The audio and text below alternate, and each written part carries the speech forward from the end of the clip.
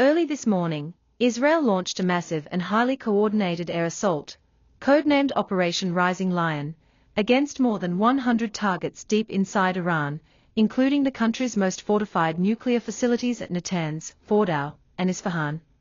as well as key military bases and IRGC command centers, killing numerous senior Iranian Revolutionary Guard officers and top nuclear scientists, in what Israeli officials described as a last-resort attempt to halt Iran's rapidly advancing nuclear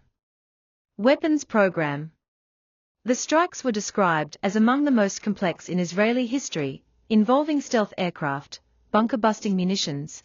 and cyber attacks that disrupted Iranian air defenses and communications networks. In a swift and forceful retaliation later in the day, Iran launched Operation True Promise 3, firing more than 150 ballistic missiles and deploying over 100 kamikaze drones, including Shahd-136 UAVs, toward central and southern Israel,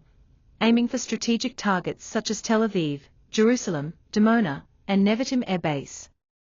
While Israel's multi-layered missile defense systems, including the Iron Dome, David's Sling, and Arrow, intercepted the vast majority of incoming threats, several missiles managed to penetrate defenses, causing explosions in residential areas, wounding at least 22 civilians, and sending millions of Israelis into bomb shelters, as air raid sirens blared across the country. The United States confirmed it had assisted with regional missile tracking and early intercepts from nearby naval assets, but emphasized it was not involved in the Israeli offensive. Iranian state media called the response measured but decisive, warning of further waves if Israel continued hostilities. Meanwhile, Israeli Prime Minister stated the mission achieved its objectives and vowed that Israel would never allow a genocidal regime to possess nuclear weapons.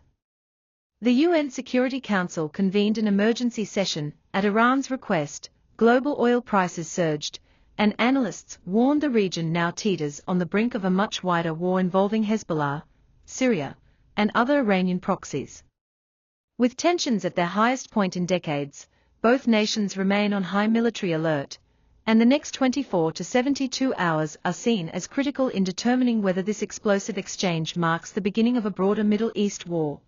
or a momentary flashpoint in an already volatile standoff.